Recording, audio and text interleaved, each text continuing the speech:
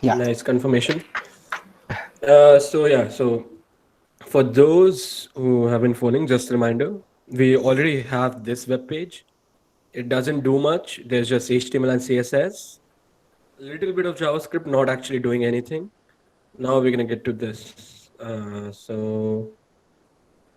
Yeah, that's the one. Yeah, now we're gonna get to this where the news is gonna come from an API. So over here, let's just look at what's happening.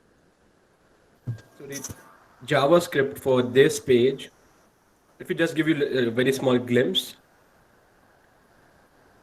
Okay, sorry about that. Wait,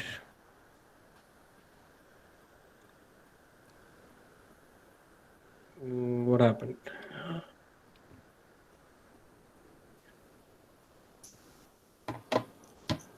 Just a second. That should be better now.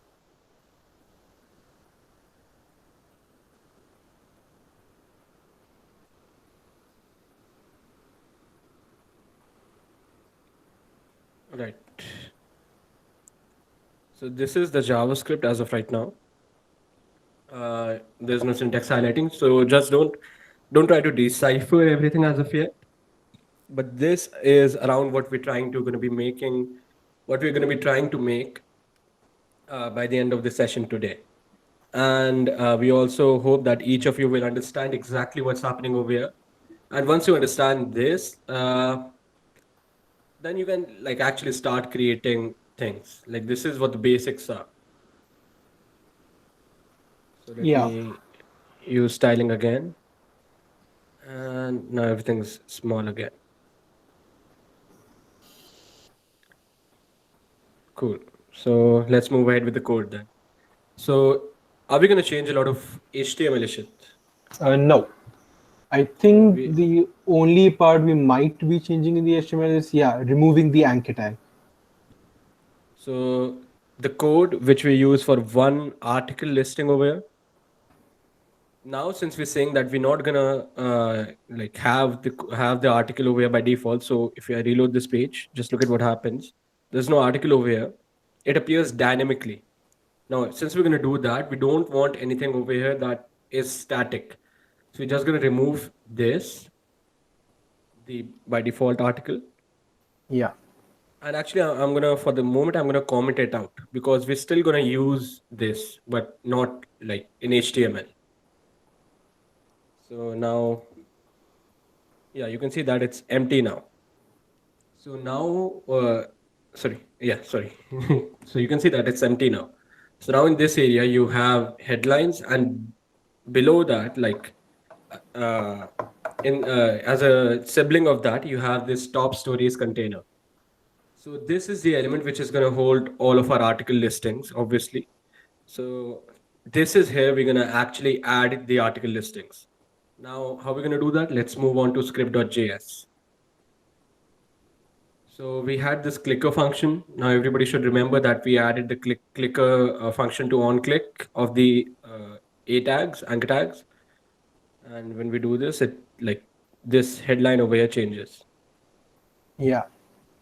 We're still going to be using the clicker function, of course.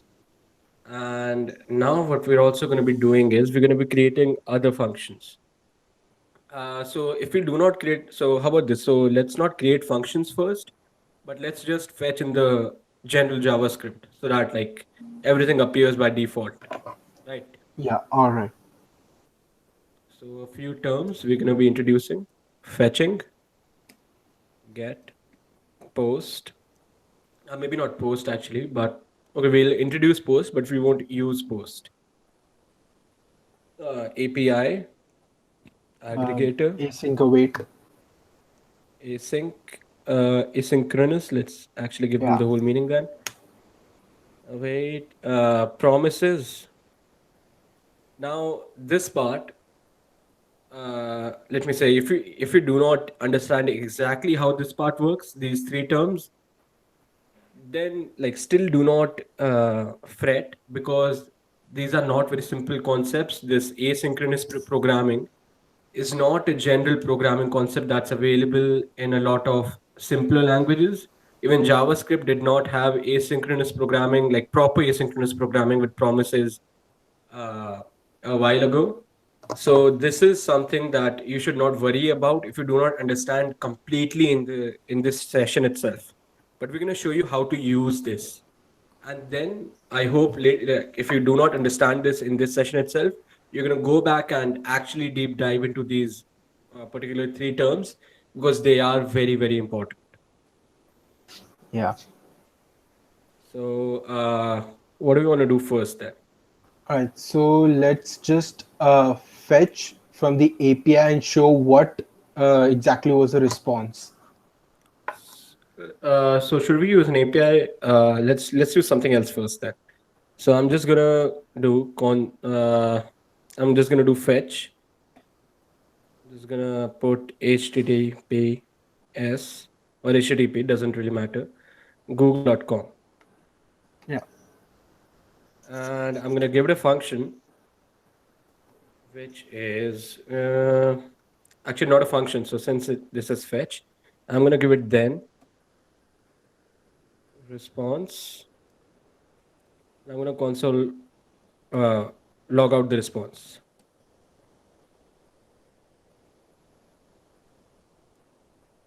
So let's see what this does. Also, okay, so in this session, since this is the last session now, let's also introduce the live server. So Yeah. Ishad, you can explain. I'm gonna start the live server. Yeah, sure. So Anand has written just a single line of code here, but there are a few things, key things that you would want to understand. So right out the start, the first thing is fetch. So fetch does exactly what it says. It fetches content from some other resource, right? So the first fetch is a function with an argument that we've given here. So the first argument that we've given is the URL for the resource, right? So for now, our resource is http google.com. So now this function is going to fetch from google.com, and then we're going to see what the response is. Now to see that, we have added another function to this fetch called then. So also this does exactly what it says. After fetching from the example.com or whatever resource or link that you're providing to the fetch, then whatever function we give in the then, it will be executed. So for now, the function is console.log resp, right? Now, this is a bit of new syntax. What we did above was we created a function. We defined a function by actually writing the word function, then the name of the function, and then the argument in the bracket, right? Now, in modern JavaScript, you don't actually need to provide everything.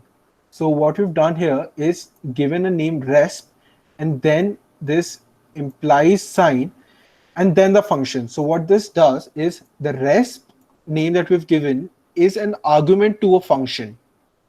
All right. And this implies sign actually defines the function. So this is same as function some name, sorry, name, and then if I give the argument resp and start the braces, this piece of code is exactly the same as this single line of code. All right. Oh, okay. So this might actually get a little confusing. So I'm just going to remove this and make it a proper function. I did not uh, realize that this is actually not a default concept because we use it so much. That's fine. So let's not even return anything. Yeah, so now Anand just made that syntax into the original function syntax that we explained in the last session. So this is an inline function. Now this will be easier to grasp than what we had previously. And you don't need to name this function or anything because this is only going to be used in this line or this call. Exactly. So yeah, so you don't need to name this function in JavaScript. So we can have inline functions. Now this is a concept that like inline functions are very, very common in newer languages, in Kotlin and stuff as well. So yeah, they're worth learning about. Right. So, okay, let me just explain now what's happening and why we have an error over there. So when I like try to fetch google.com, and I actually kind of phased out. So did you explain fetch or just then, Ishit? I think you also explained fetch, Yeah, right? yeah, yeah. Yeah. So yeah, over here we were making the request to google.com.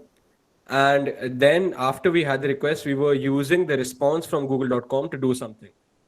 But what happens is when we are on one web page, like we are on this web page and this has a link, right? And then we try to request something from another web page.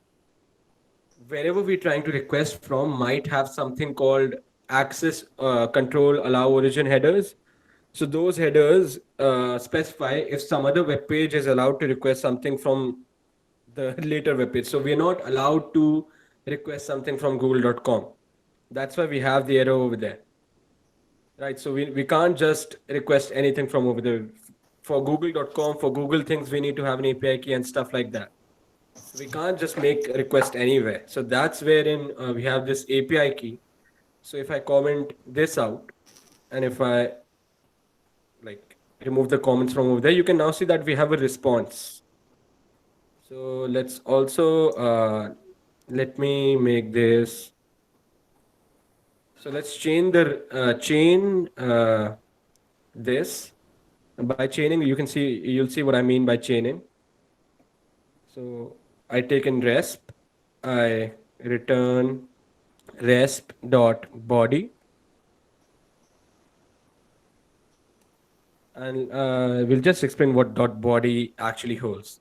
And then so let me just take this to next line. So easier to read. Actually, the dot over there and then to next line. And another then. So I'll add a then after this then. In this then I'll do function resp again. And then I'll do console.log of resp. So now you will see something different happen. And we have a readable stream, which we did not read. So just a sec. Let's take the text instead. All right, so this is a function.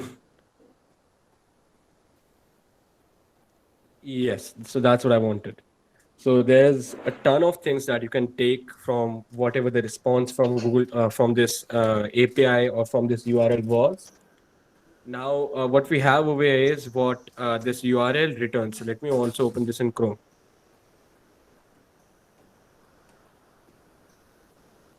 So you can see this is what I get when I go to regress.in/API/users. Now this could also have been HTML's whatever kind of URL this is, whatever the response is. That's what you're going to see over here. So this is called fetching from a URL. And to explain the then functions, what's happening over here. So what I did in then was, so I took the response. From the response, I returned the text. Now this text is going to be sent as whatever I returned is going to be sent as the parameter in the next function for the next then, since I chained these functions, right? So the return from over here is going to be sent to the resp. So this is in essence the text that I returned over here, and this is going to be shown on the console because I logged it out. So it's not a concept that everybody might be comfortable with at first look, but it's worth like putting the effort into it. So how many have a doubt over here? How many would want this to be explained again or maybe in a different way?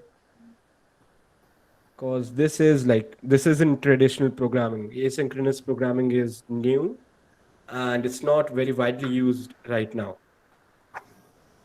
Sorry, it's not very widely used in the conventional language right now. Java and all have still not introduced this. I have a small question. Yeah. What does the whole fetch thing do? Okay. So again, so like if I put this link in Chrome, you can see what I get over here. So that server, when I did regress.in/api/users, that server returned this. Like it's just text right now.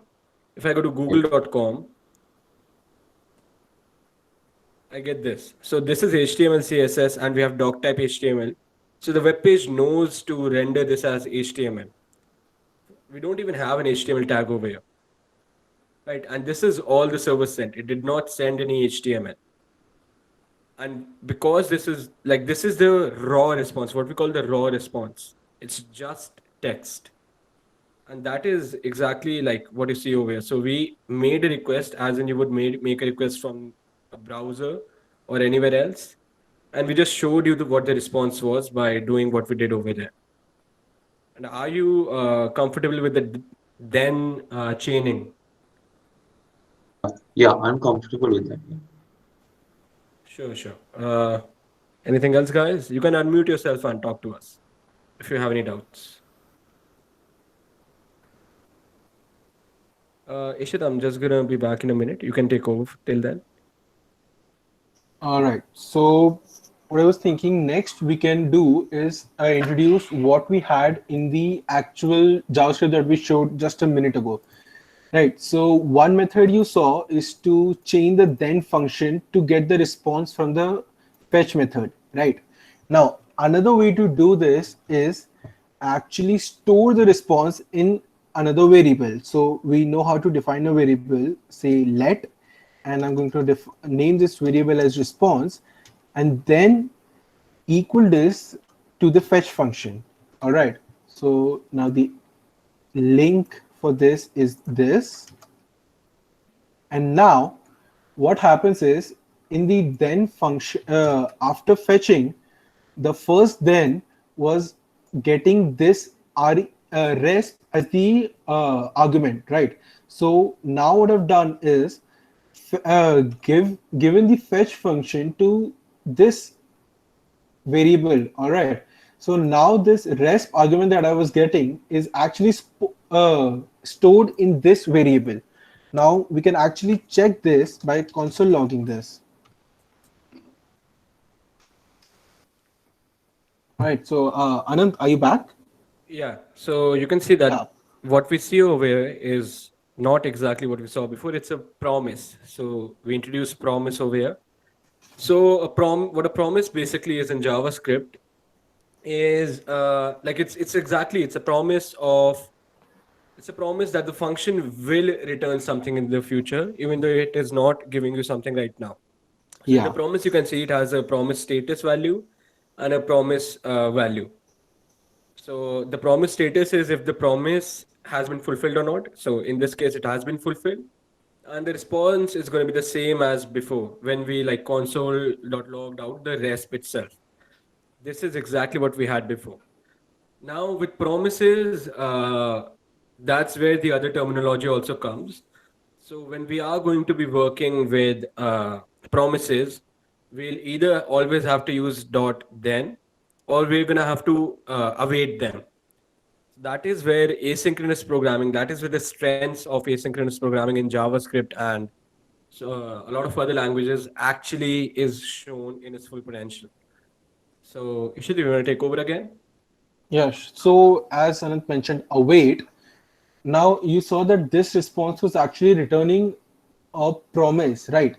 And we need to actually wait for that promise to be fetched to us.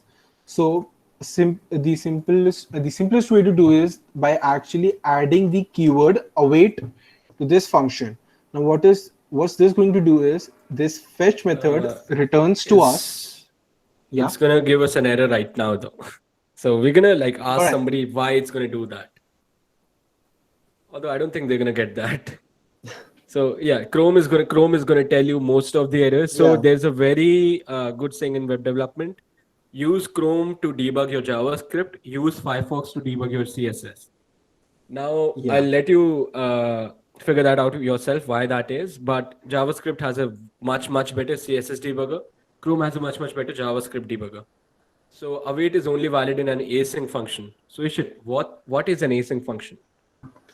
Right. So you guys might know that in a normal function, what is the execution of different lines of code, right?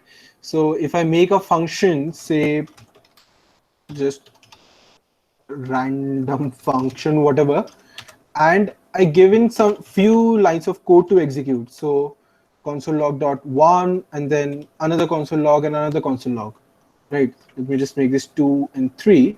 So what will be the execution priority here? Basically, in what order will these three console logs be executed? So I mean, it's obvious, right? The console log one will be logged first, then two, and then three. So when you define a function, that is by the execution order by default.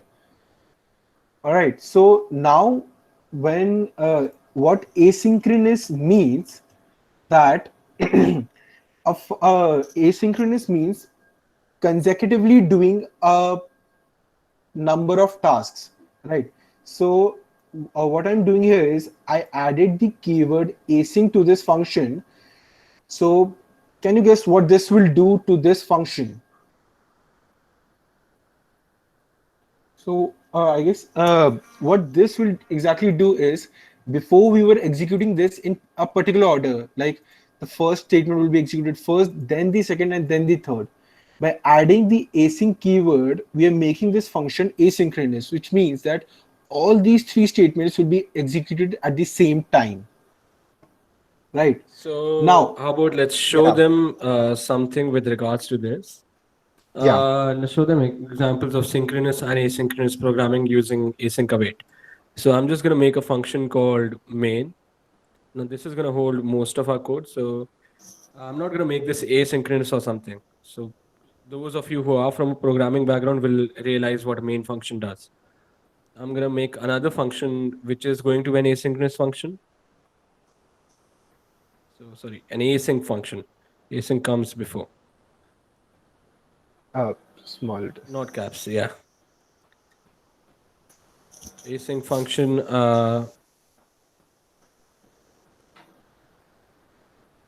And the async function is going to say console.log out.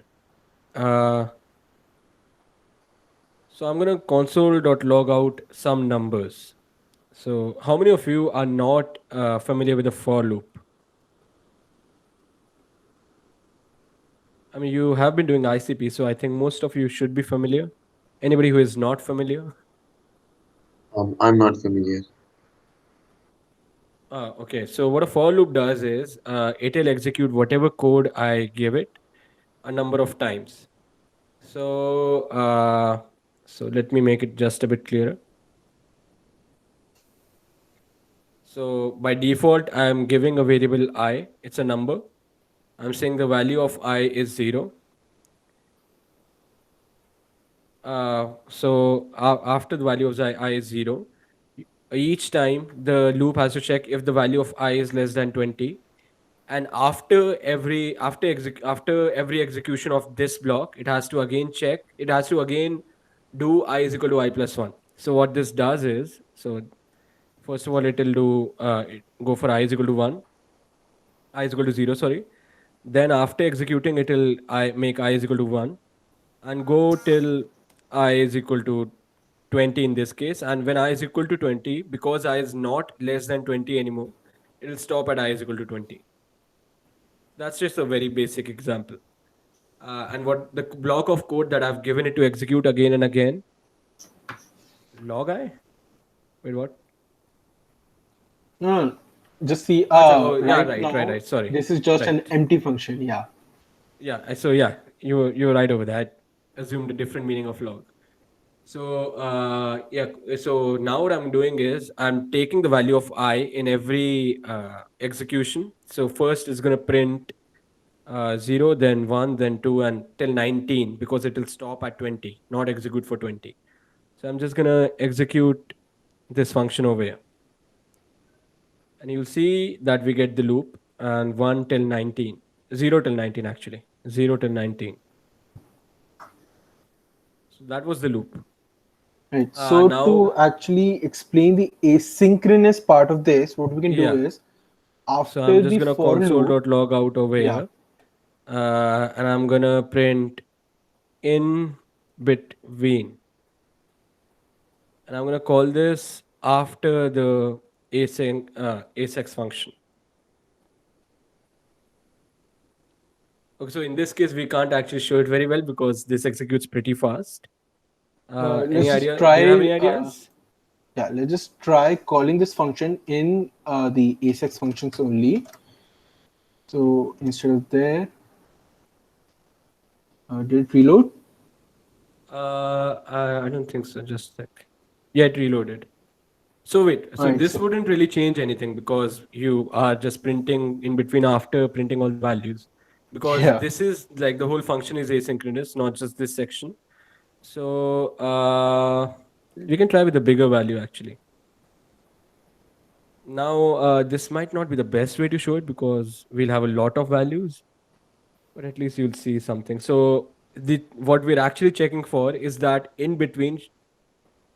Okay, it's still not actually no, asynchronous in this yeah, because case. the function is being executed, right? So we need to give the console log here only.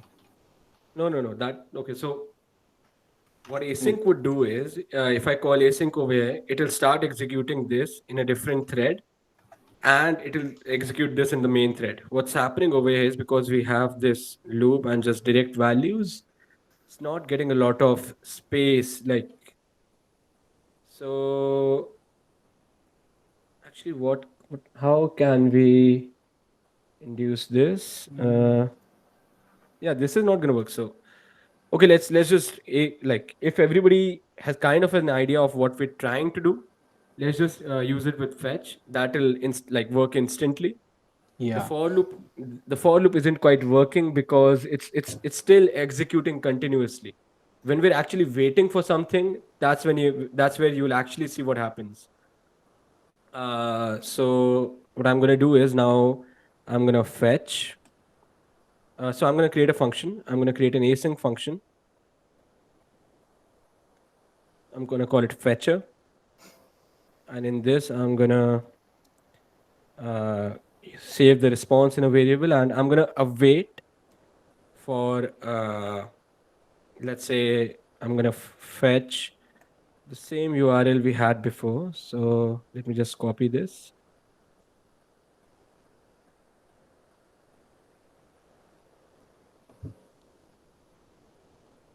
And then I'm gonna have another function just as before main, and this is just gonna console.log something out. So hey, and in this function I'm also gonna console.log out uh, resp.text. So again, you can also see that right now we're getting like from the autocomplete, this text is gonna give me data. So this is gonna give me, this is not gonna give me promise. So I do not need to await this resp.text. I only need to await the fetch. And now I'm gonna call the fetcher and the main. Yeah, now you can see the hey was printed first. And the promise, we got a promise, and the promise has been fulfilled, and the value is over there. Okay, so in this case, it is also showing the value of the promise over there. In general cases, like if I do not console anything out, it should not give anything there. Or wait, is it consoling.log out this? So this, so this is also a promise then. So I'm gonna await this. Yeah. Now you'll see the actual result. Uh, Sarthak, using a sleep. So to use something like a sleep in JavaScript, we have to use. So what's the function called? It's used a use timeout, or a use. The other one is a use. What's the other one? Wait. The other one is a use interval. So those functions will still not like actually help us to show you the asynchronous functionality. We can't just use a sleep function because those functions themselves are also asynchronous. So they're not taking the whole thread. So again, you can look those functions up later on. So those are called. So I'm just going to comment them out over here. So the functions for like Java sleep or C sleep, whatever those functions are. So the JavaScript versions are called use timeout and use interval. Right, but you will be able to see why these functions won't give us what you thought they would. So now in the fetcher, we are doing this. So the fetcher is having to wait for the response from regress.in/api/users, and that's why you see when we call the fetcher over here, it's not logging out the text first. It's logging out hey first because hey executed instantly, while fetcher has to wait for this URL, and because it was still waiting, this was put like on hold for now, and when that response was received, it consoled it out whenever it was ready. All right, so that is what asynchronous is. That like even though I put these in one like sequence, the asynchronous function is only going to happen when it's ready, and it won't block. So this is where the concept of blocking and non-blocking comes in. So if I were you to use like a normal function, first of all, in a normal function, I can't use await. I have to have an asynchronous function for await to work. But if I were to use a normal function, this will have to complete first. Right. So this once this completes, only then will main be allowed to execute. Now that is called blocking execution. When I have an async function, I have what we call non-blocking execution, and that allows it to like wait for whatever it needs to be completed first, then execute, and until then everything below it will like keep executing. So this will wait until it is ready. Now, like any doubts over here? Like even if you're confident right now that you have understood it, believe me, you do not have everything down. You'll have to go back and look at this. But any doubts like that would hinder you to not understand what we go on with further. So if you have like some major doubts, do speak up.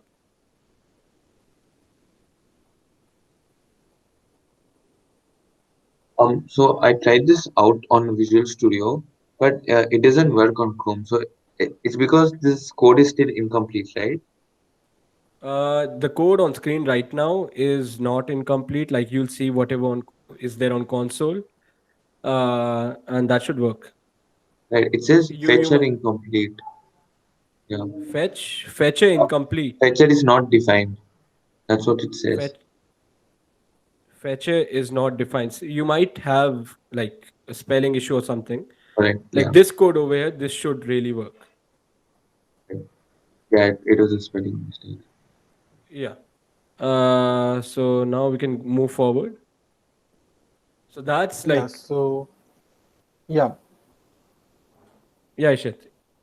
I was Let's just move saying forward that then. yeah. So we can move forward with actually fetching the The data hack from and use the API API. now. Right. So let me open the API link on GitHub.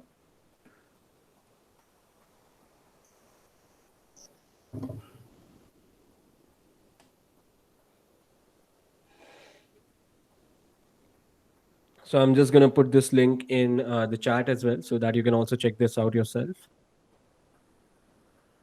Just give it a look, even like when the session is going on. Just give it a look, and we'll talk about what's on this page. So the hack. So okay. So what is an API? An API is something like it's. So so let me open Google again. So you have google.com. Now this is mostly a static page. Like it will be the same every time you open it, right? But even this like this doodle over here, which we call the Google doodles, they're different almost every day, I believe. So if there is dynamic content, there's a good possibility that it's being fetched through an API. So let me just show you. Uh, so just a bit smaller. So So this when you open the network tab in Google Inspect, so these are all the tabs. I'm on the network tab right now. You can see all the requests that this web page makes. Now, some of those requests will be through the link tags, maybe the script tags. So if I open JS, these would be generally included through the script tag. The CSS generally through the link tag. There's not many links over here. And this, the XHR. Now, when I hover over it, you can see that it says XHR and fetch. All the fetch requests will be shown up in XHR. Right, so when I click on this, so you can see that Google also takes in some data. So this might actually be data about what I have searched for recently. So once Google has that, now what it can do is when I click on this, it can show me whatever I searched for recently. Now this is an API. Google has a big database where it stores all the data, of course. And what you need to use that database is you need to create a way to access it.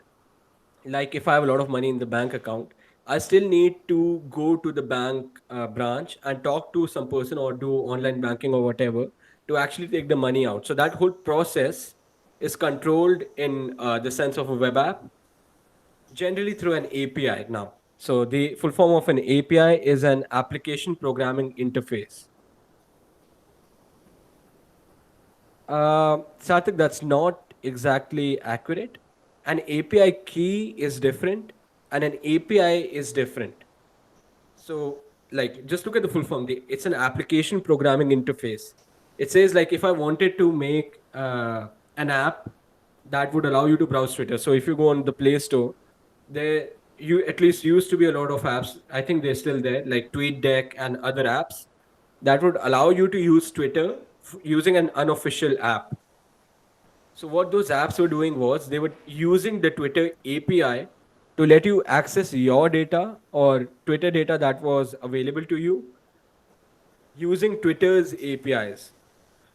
So even though they did not actually make Twitter, they had access to those APIs, and that's how like these apps come about. That's how even like Twitter communicates with its own website, the Twitter app itself, and the Twitter web app as well. Because now all web apps they use APIs and not just like it used to happen in the old ways. Now we do not need to discuss how it used to happen, but APIs is how the data is communicated now.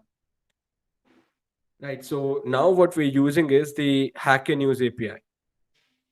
Now, how many still do not like understand what an API is? I think that was pretty clear. Ishit, you want to go move forward with the Hacker News API and what we're going to use?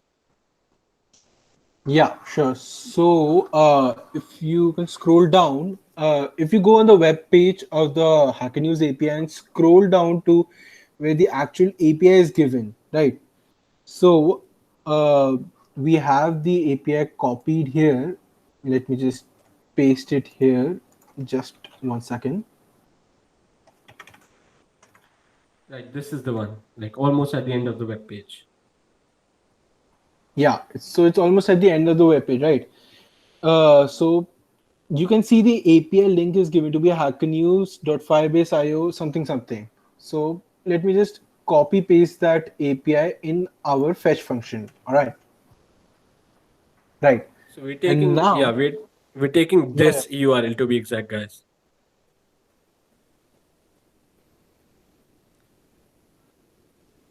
All right, and now when we reload the web page, because so when we reload the web page and go to console, okay, Ishit, explain this.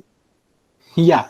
So what this API is doing, like every API is going to be different in sorts, right? By the company or the person, whoever built it. All right. So now what Hacker News, this particular API is returning is a list of IDs, which correspond to a particular news on their API, right? So don't worry about that. We're going to be using these IDs. yeah, just think about this as the roll number of the particular news item. Yeah, exactly. And So all API Sarthak, don't require a key. Sarthak, no. So even yeah, the Hacker News API does not require a key. yeah. So not all APIs require a key. It's only a few private ones or something you can say which require an API. For example, like Anand mentioned, Twitter, right? So Twitter is a huge organization, and it uses an API key to actually authenticate the user. So okay, so basically, like, I'm just gonna do this quickly. What an API key does is it lets me as a service, so say if I work at Google, it lets me check.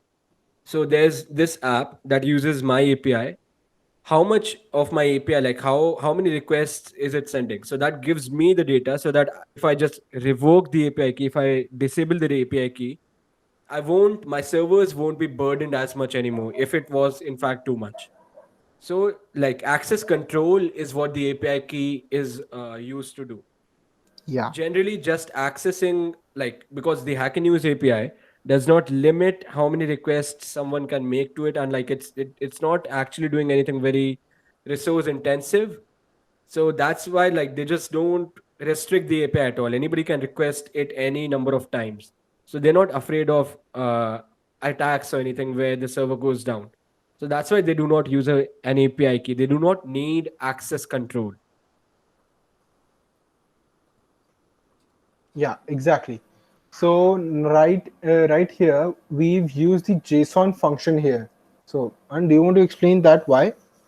So the JSON Yeah, function, so if I just move back to the text function, you'll see that it just prints out a whole load of text. What I just like used JSON was, so JSON is, let me just mention over here. This is also very, very important. Like there's a lot of stuff which is very, very important, yeah, but it's also very, very simple. So just pay attention. It's JavaScript object notation. yep, So like we talked about XML, JSON is another way of just sending data. Yeah, so after Google sends an API key for every Google service because they want to control like what everybody is doing. So they don't want to just be able to send requests to Google without them knowing about it. They want to know if somebody is sending a request, so then they want to know who is sending that request, and like consequently make some services paid and make some services not paid or whatever. So that's why I use an API key over there. All right, so we'll talk about the API keys separately. Like that's not a programming concept; that's more like a business concept. yeah, All right. So JSON is JavaScript object notation. Like we talked about XML. So XML was used to convey data. JSON is also used to just send data from like one place to another. And it's like, so it's a standard way just to send data. And this data, as you can see from the full form, it can be converted into JavaScript objects or JavaScript arrays or JavaScript data. So if I, like, say if I did this, so JSON, so I'm just using the parse function available by default, and I'm gonna say 16. So I've put 16 as a string, and like, okay, so I'm also gonna do let x is equal to json.parse 16. So I have a variable x which passed 16 as a JavaScript value. Now if I check type of x, it's going to show me that x is a JavaScript number. So so JSON is just used to like send data. Now so since I had this, like since we had the whole string over here, this whole string, you can see that it has a opening square bracket, commas in between of numbers, and then a closing square bracket. So this is how an array is represented. And when I pass this as JSON, I get an array of numbers. Anybody who's not familiar with arrays?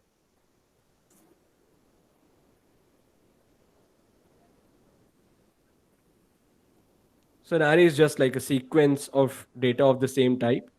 In JavaScript, it might not necessarily be of the same type either.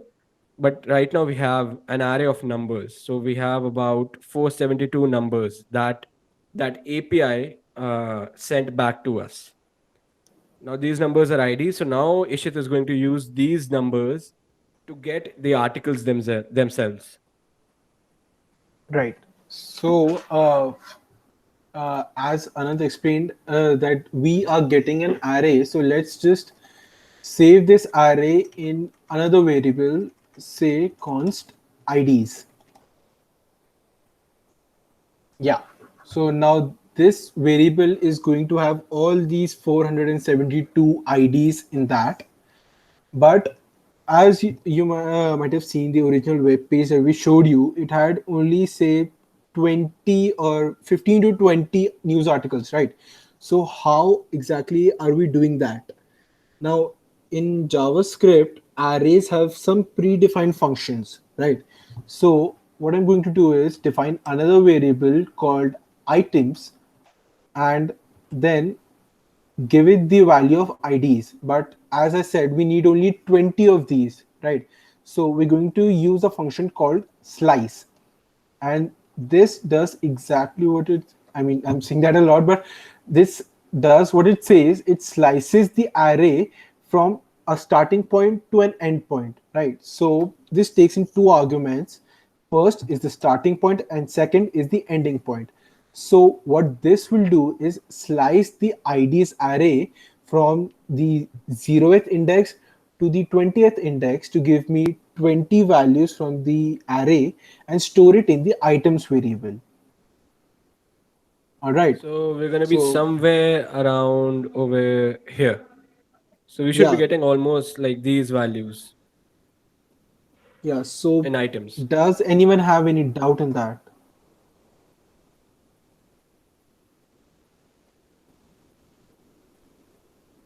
Right, so Anand is just going to display what item shows. Yeah, so it shows a list of 20 IDs. All right. Now these 20 are the ones which we'll be displaying on our web page. So as you can see, like we only have the IDs right now. Now we need to use another API to actually get the article. So we're going to go back to the GitHub page. What we use right now was the live data. Now we need to use the items API. So now we're not going to use the live data API, but the items API in Hacker News. And this gives us all the object details. So there are these are the properties of every article listing. Now they have an ID, which we already have of every article. They have a deleted, value. So if the article listing was deleted, this is going to be true. Type, by, time, text, and there's a lot of stuff over here. So we're just going to use a few of these. So IDs, of course, we're going to use the by, who the poster of this particular listing was. We're going to use the time when this article was listed. We're going to use the text, the actual text Description of of the the description article. of the article. Yeah, we're going to use Uh, dead if the article is dead or not. So if it's dead, we won't be actually using it. We're not going to use parent. We are not going to use poll. We're not going to use kids. We're going to use the URL, because we're going to be like, whenever somebody clicks at this on this article, they're going to be sent to this URL, the URL which we get. So in this case, it is bar.com. Right. So, and we're also going to have a score. Like the score is this thumbs up value, the 47 value over here, the 64 value, which you see. Then we all obviously have the title, and that's all. We're not going to use parts and descendants either. So first of all, what I'm going to do is now for just the purpose of this workshop, we're going to put everything like in this function itself. So we're going to use one asynchronous function. Now we have the 20 IDs, and I'm going to use a for loop again. So we already showed a for loop. Let I is equal to 0. I is less than 20 and I plus plus, or I is equal to I plus 1. Either one works. The same thing. So now this will give me I values of 0 to 19, like 1 less than 20. And what I need to do now is I want to take all the IDs one by one and I want to fetch them. So I apologize if there's any disturbance. So there's something going on at home. So constant item data is equal to await fetch, and I'm gonna pick the API URL from over here. So I'm just gonna copy this. I'm gonna use a different type of string, something we call a template string, just to make it like a little smaller. And where 8863 is where our ID goes. So over here, I'm gonna use the variable. Now a template string allows us to like use a dollar and these curly braces and use any variable value in the string itself. So when I use items of I, it's gonna give me the ith item and it's gonna put that in the string. So I'm going to be fetching for, in this case, hackernews.firebase.io.com slash v0 item slash. Now this value over here, for the first one, is going to be this value over here. Wait, this is not the right one. So wait, it's going to be this value over here. So when I is equal to 0, I'm going to request for 246 till 9. So this number dot JSON. So I'm also going to show you what exactly it requests for in the network tag.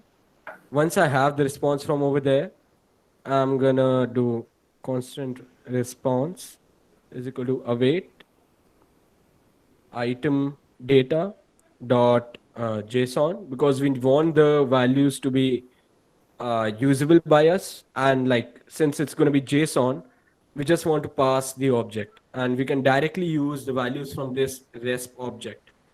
Now, because we are using like arrays, so what I'm also going to do is I'm just going to create an empty array over here.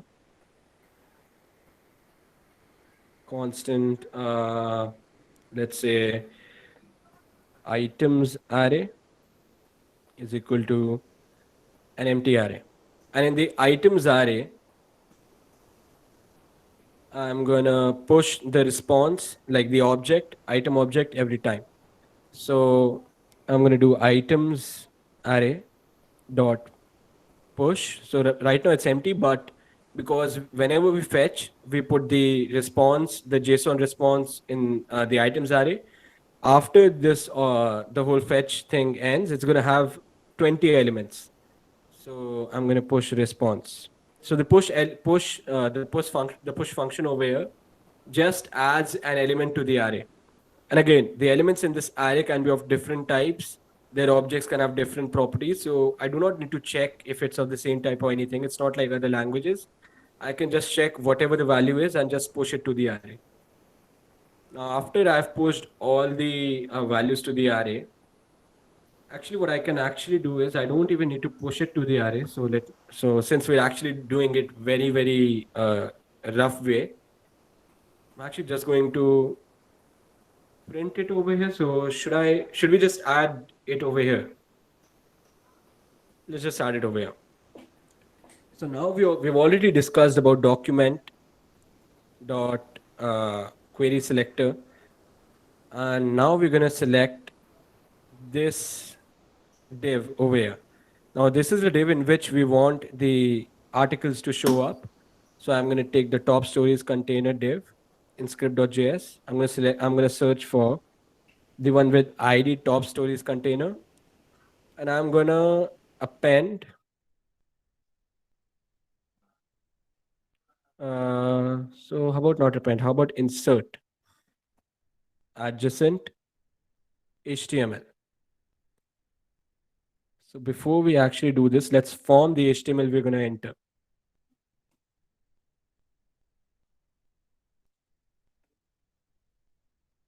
So I'm going to make a variable called inserter. Can everybody hear me, or is it just muted?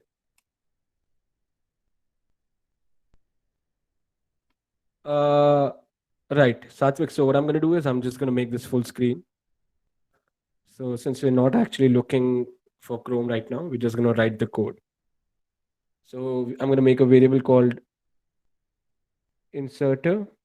So Ishit might be having some network issues. So till then, let's just write the code. And this is again going to be a template string. Anybody has any issues with template strings? Any issues, guys? So I'm going to assume you don't have any issues. Right. So for template strings, I'm now going to copy this whole HTML we had over here. So this is why I did not delete it at the time, because this is the HTML that's already styled. So we're just going to take this and create every element from that HTML. I just pasted it.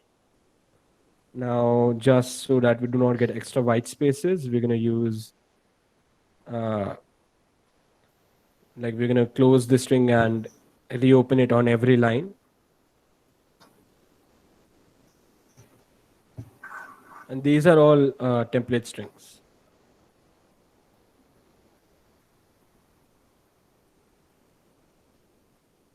Just a second.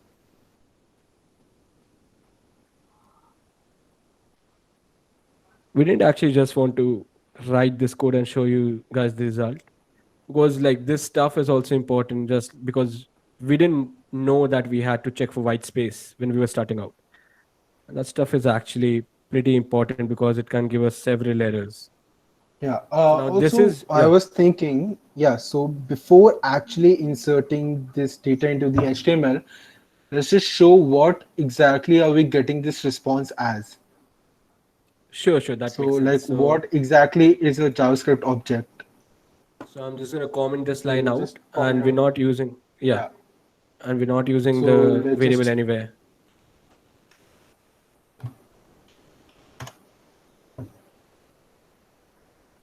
All Fail right. to yeah. Yeah.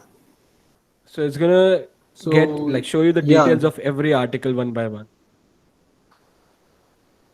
right. So now this is called a JavaScript object, or if you might be learning Python, it's called a dictionary. So what this does is basically a key value pair. All right. So if you might be seeing there, the object that Anand has opened, there are several keys there. For example, a key is by, and its value is some KIYA something. All right. Then another key is descendants, and its value is 5. Another key is ID, and we know what the value of that is. Similarly, there are multiple IDs there, and every ID has a particular value which can be of any type. It can be an integer, it can be a string, it can be an array, it can be another JavaScript object. Yeah, so instead of an index, it is a key. So now what we'll be doing is by inserting the this HTML into our main HTML div container, we're going to be using these keys to refer to the values of the particular element, like the title, the author, the time, and the score. All right. So let me just undo this. So actually, I Just a was thinking second. let's not comment the console.log out, Yeah. and All then right. let's undo this. Yeah, so now what we're going to do is with the values of these articles that we have, like with the values that you can now see, we're going to use the exact values in our template strings. So now what we can do is in the href of our template string, I can just use the syntax to like include a value over here, include a variable, and in this I'm going to do resp dot, and I can see which one I want. So I want resp.url. I want the URL to be the href for every anchor tag. So that's it. So that includes the URL as the href for that anchor tag before we add it. So we are creating Yeah. every article's anchor tag separately. Then we have data title. Now we're not using this right now. We might not actually be able to write the code for the search bar in this session, but we'll still add this. So for this, we want to add the title. So this is going to be resp.title. With the h3, again, this is going to be resp.title again.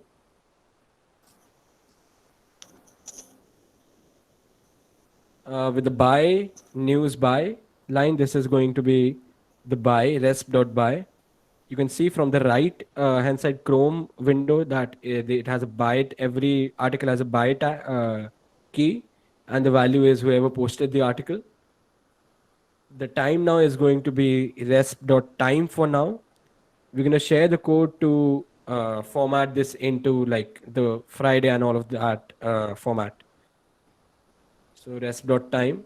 This is a number. It's a Unix timestamp. And this 500 number over here, we're going to add resp.score. Right. So the time that you're seeing here is, like I said, the Unix timestamp. It's basically the number of seconds that have been passed from the date January 1st. Is it 1980? I think it's even before that. I don't exactly remember. Yeah, But so you can from look up the Unix Sunday. timestamp. Yeah, like it's the exact number of seconds that have passed from a particular date that the whole community chose as the starting date of technology, basically. Yeah. So this So yeah, isn't just a JavaScript thing. It's this timestamp is actually used across many languages. right. So now you can see that the anchor tag has been formed for every separate article listing. And now what we can do is we can just insert this into the top stories container. So for that, we use the insert adjacent HTML function for for an element in the document. So we selected the element, we use this function, and we add the HTML code that we just made. Two arguments required. Oh, right. So the arguments over here is insert position and the string itself. So for this, the insert position, we're going to give it I believe. No, the value was before end. Oh, right. Sorry. So this is a very particular value. So we can talk about the different values for this function. So it has before end, before after end, before start, after start, I believe. So those should be the four values. So let me save this. Yeah. And see, you see that we And just keep adding the articles one by one. yeah, and now 80% of our web page is done just like that. Yeah, that's all. We just had to call an API key and show the data from that API key. Like that's why we created the HTML and CSS first. Exactly. So the HTML that we just added in the JavaScript already had the class names and the IDs attached to it. So the CSS renders that HTML as normal HTML and gives it the styling. So yeah, right now we've done it in a very, very crude, rough manner. So just look at what's happening. This would be easier to understand that well-formatted code. Like this is not actually good code per se. Yeah. But just look at what's happening over here. Understand what each function does. The query selector function we already know about. The insert adjacent HTML function is new, but it basically allows you to edit whatever HTML is on the page using JavaScript, of course. That's what we use JavaScript for almost all the time. And yeah, over here we're creating the HTML for every separate article, and we're fetching every separate article after we have fetched what IDs are the top IDs. Now, after this, what we can do is we can like separate out best stories, top stories, and stuff like we have in the other web page, the completed one. Yeah. So let's do that. So another thing, so Ishit, let's first make this changeable. Like new stories, best stories. Yeah. The All right. selected class. So let's just do one thing. Yeah. Let's make separate functions for all of them. So let's make a function top clicked. Let's make three functions like this. So let's complete the top clicked function first, and then let's make the all the other functions. Yeah. So what should I add first? What do you say, Ishit? Yeah, I think we should add the thing that we added last time, the changing of the heading. So the changing of the heading, fair enough. So let's check. So actually, I think the code is in the clicker, right? So Yeah, let's do the clicker function, and let's just call this function over there. So let's call clicker and send it what the arguments we were sending in the top stories button itself. So we were sending top stories itself. So instead of calling clicker over here, we're going to call top clicked, and inside of top clicked, we're going to call what we were calling over there, clicker with top stories. So that's yeah, first. That allows us to change the heading. And now let's change which element over here is highlighted. So as we looked at the CSS before, the highlighted HTML has the selector. So this is the one. So content aside a hover and a selected. So if I hover on it, it also shows you the same CSS, the same styling. And if it has a class selected, it also shows you that particular styling. So why we did that was, now when we come over here, so let's do in the clicker itself. So let me remove the stories part from this. In the clicker, I can come over here and I can make this heading text plus stories, since stories will be same for all of them. yeah. Space over here. And in the clicker itself, so I'm going to add two more lines of code. So I'm going to do is I'm going to select all the A tags over there, query selector all. I'm going to select, sorry, all the aside. I'm going to select the aside, and instead of, and the A tags inside of the aside. So the anchor tags, all the anchor tags on the left over here. Right. So And this gives us the list of all the anchor tags in the aside. yeah. And to use this, I'm going to use for each. So for each of those elements, first of all, I'm also going to have to pass a function over here. Yeah. So So for each is another representation of a for loop. What this does is it loops over every element, right? So what for loop was doing, it was looping over every index of an array. This loops over every element of the array. yeah, so now we have the for loop, and what I'll do is, so this L over here, this will have each of these anchor tags one by one. So all I need to do is I need to use this L, check the class list, and remove selected. Right, but if the L, so let's do that over here. Now I'll do document.query selector, just like I did over here, but not all this time. So I'm going to remove all from over here. And this time I want the one with the ID of heading text, because so let me make this a template string. So if I go back to HTML, you can see that I also added these IDs, top, new, best, in the classes itself. So not the ID, sorry, but in the classes, I also added another class for each of these, which represented which button it is. So this time I can just select the top, with the one with the top class, the one with the new class, or the one with the best class. I could also have just used them in the IDs, but like it is what it is. So I'm just going to use the ID dot to represent that I'm putting an ID over here, and I'm just going to pass the heading text. So for the classes, capitalization doesn't matter. So this should give us the exact element we want. And for that element in the class list, so again, so when you put the classes in HTML, it's making a list out of these, right? So these are all different classes. While in IDs, you can only have one ID. So it does not make a list over there. So because it is a list, we can access this list in JavaScript and add the selected class.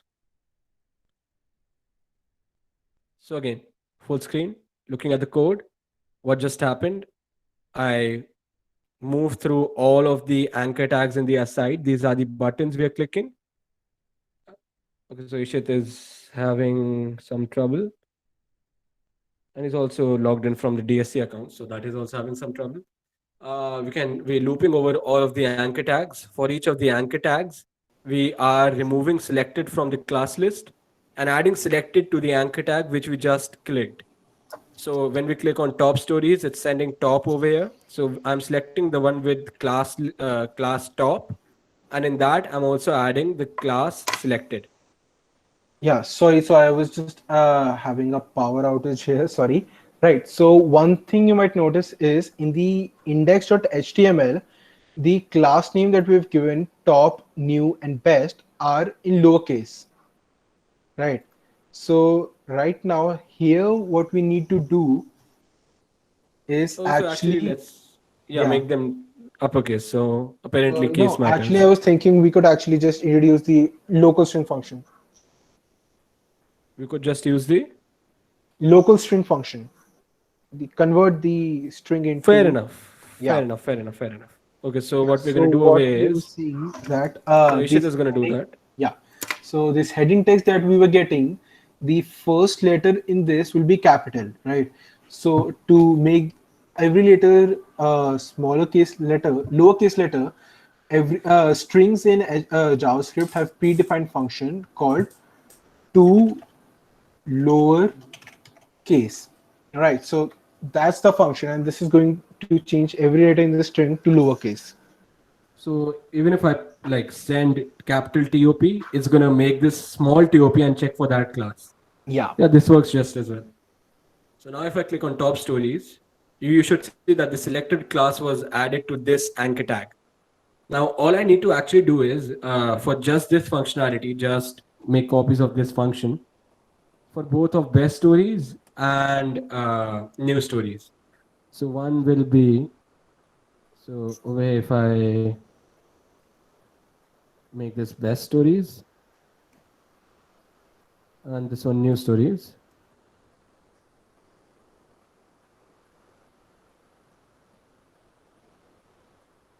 Yeah, and then we just need to change the on clicks. So yeah, it's just writing a lot of code. This is the part nobody should actually like. Thinking is what you should actually like. Writing the code is the worst part of software development. So top, new, and best. Best. Clicked. So now when I click on any of them, you can see that first of all the anchor tags lose the selected class, and then the one we clicked gets the selected class. So even if I click this element back, what's going to happen is all of them are going to lose it, and this particular element is going to get it again. So you're not going to actually notice if anything happened. So that's all the functionality we've added yet. Now let's make the change to actually get the stories from that particular API. So just what you can see over here is all that we need to change because of how this API is made is we only need to change the top, best, and news because you can see that they have three different URLs for three different functionalities. So we are already using the top stories. For new stories, we just need to use new stories instead of top. For best, we just need to use best instead of top. Yeah. So yeah, so Ishit, you want to do that? Yeah, sure. So let's just define a variable with what the current category is. All right. So I'm just going to define a function at the end of the JavaScript. Function at the end. Wait, let me just define it in the starting only. Right. So I'm going to define this variable called category, and by default, the value of this will be top. All right. And now in the fetcher function, what we can do is make this link a template string so that this particular category can be a variable. All right. So I'm just going to give the $sign and the curly braces there and then attach the category to this. So Now, when we have yeah, so now what we can do is actually change the value of this category when we come to the clicker function. All right, so after changing the HTML heading, what we can do is get the category and assign it the value of Heading text dot heading text lowercase. to, yeah, and that's it. No, wait, right. And after that, we need to call the fetcher function again, because as you might notice, when we call the fetcher function, it only gets called once, and after every click, we need to call the function again. So right now, some of you might have noticed, some of you might not have realized, but we're gonna see what goes wrong right now since we haven't done one thing yet. Yeah. So we have this page, right? It has 20 elements right now, top stories elements. If I click on new stories, you can see like what's changing on this page. Any idea? You can put down in the comments if you notice if anything's changing.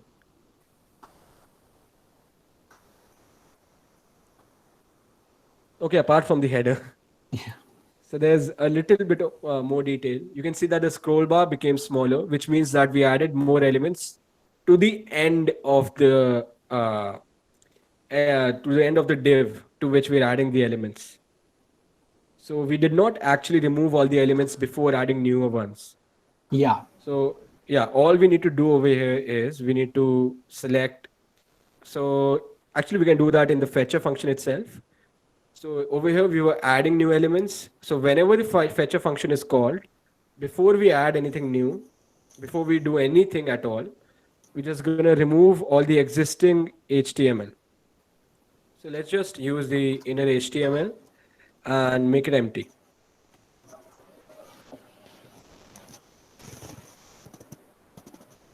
So Right, the so inner again, so HTML nothing changed tag, yet. yeah.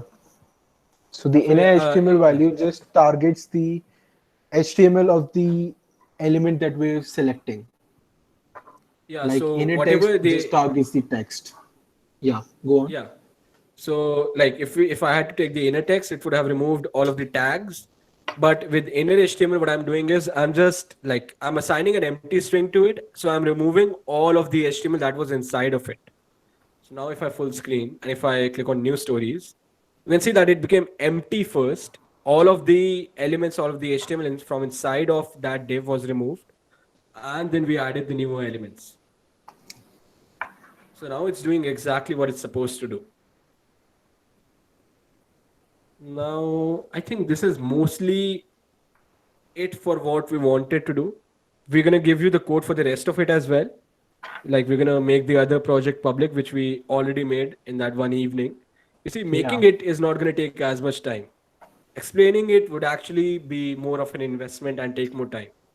So you can go ahead and look at the code yourself. And I think most of you will actually be able to understand it quite clearly now. So before we move on to the assignment, any questions? Ishit, do you want to like explain anything else?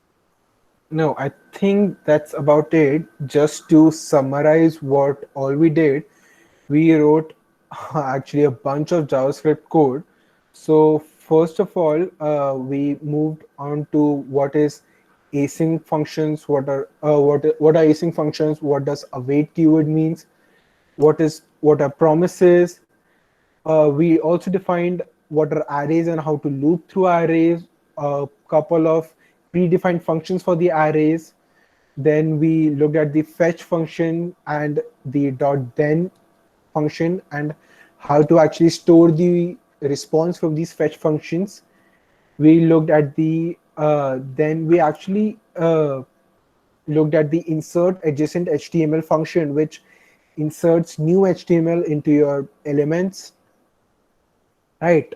Yeah, so Santosh has a doubt, and he's Yeah. absolutely right. If you keep on browsing through a web page, a lot of times it will actually start lagging and hanging because there's just too much data in the RAM. There's a different way of handling that as well, but that's beyond the scope of this particular workshop. We can talk about it later or like after this workshop, like this session ends. Sorry, Ishit, you can move forward. Yeah. So no, that's right. So I was at insert adjacent HTML. We add new HTML to our element tags to add data dynamically. We also talked about what is JSON and what and how to actually parse objects in JavaScript. And I guess in the end, we just looked how to call the function multiple times and how to dynamically add the data and change the header function. Yeah, and like guys, there's a lot of important stuff because it's JavaScript. Generally, everything is important, but there's a lot of important stuff that we particularly did today, which was the asynchronous, like the whole promises thing, very, very, very important, and then the fetch API, the fetch function, that's important. Uh, yeah, that's mostly it. Anything else, guys? Any doubts before we move on to what we want you guys to make?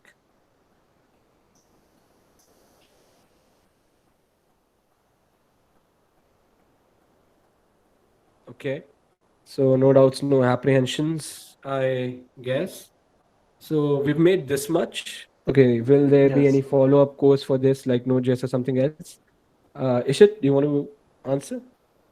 Yeah, so for Node.js, we aren't exactly sure yet, but we are having more courses by DSC itself. Like, I'm not sure which one is the next, but after your midsem, we have a machine learning course, we have an Android course, and And I might see, yeah, and I might just have a couple of workshop or something as Microsoft Learn student of Mazda as well. So look out for those.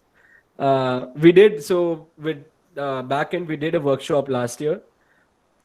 The thing about backend is that there's only JavaScript, and like yeah, every line of JavaScript does something else. So there's no real thing to like explain after every line. Every line is doing something. It might be complicated, might not be complicated. So it's generally better to learn backend on your own.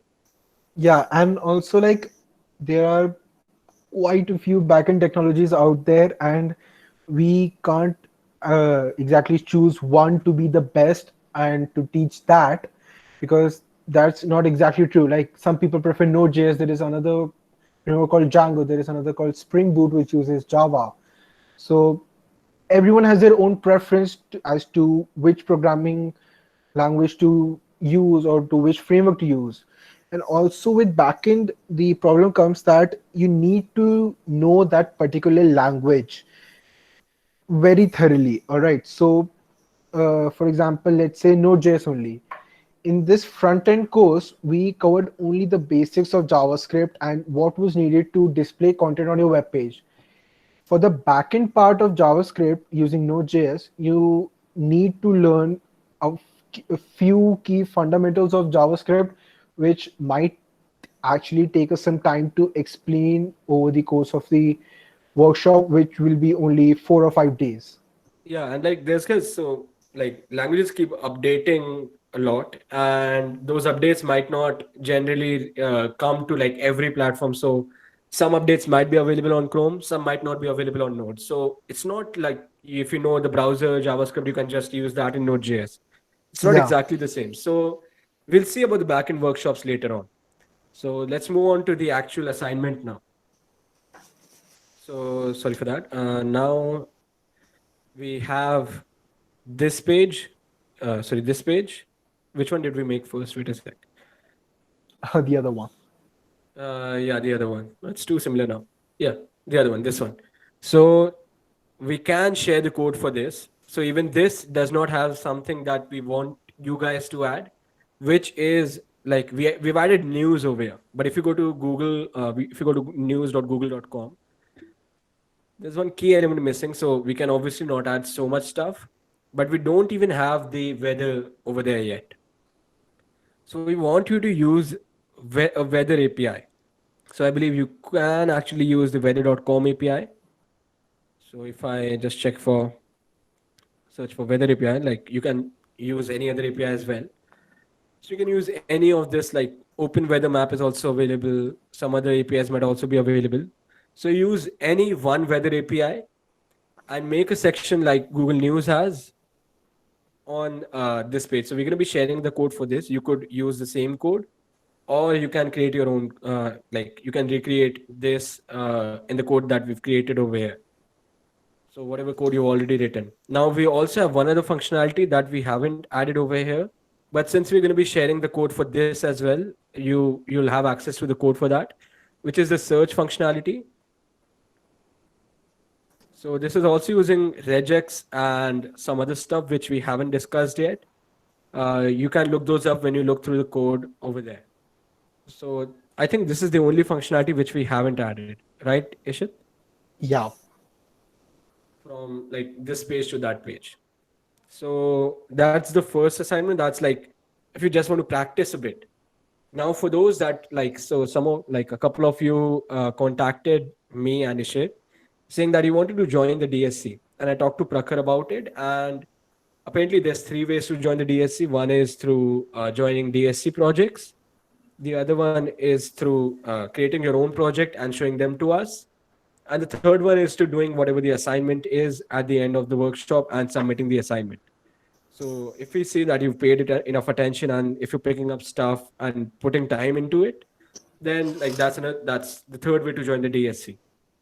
And Yeah. So so that's why we have to as have an of now, assignment. the assignment that Anand gave, yeah. So as of now, the assignment that Anand gave isn't exactly like much. It's a really small part in the whole project that we've built.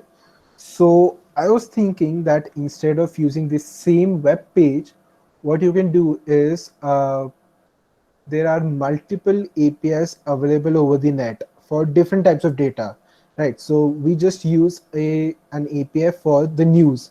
There are APIs available for movies or songs or some other content, right?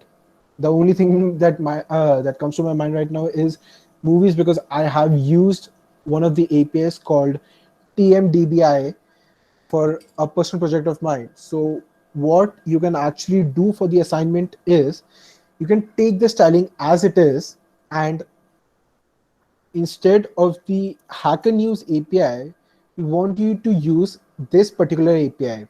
Like not exactly this API, but an API which contains data for some kind of movie database.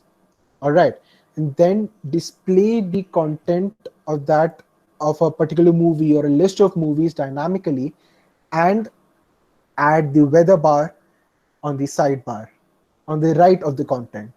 So the So styling might remain exactly the same, but the content inside will change.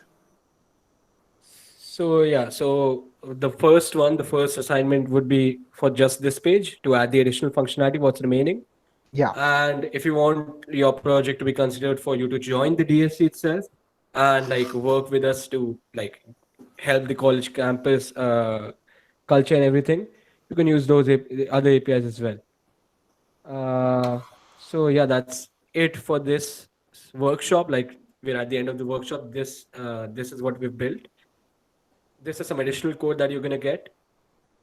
So yeah, that's Yeah. it, guys. Any So questions? yeah, I think about the assignment also. What deadline do you think we should give? So the midsems are coming up. So Yeah. let's give them a So week after the midsems. So the 16th. yeah, that's what I was thinking. So does anyone here have any problem with the 16th of October?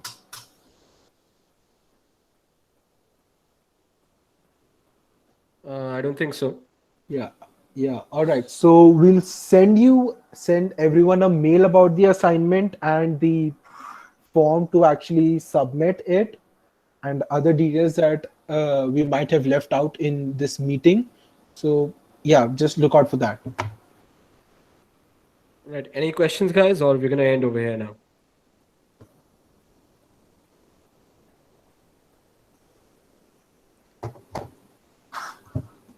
Right. Let me just end the meeting first. Yeah, let's end the recording.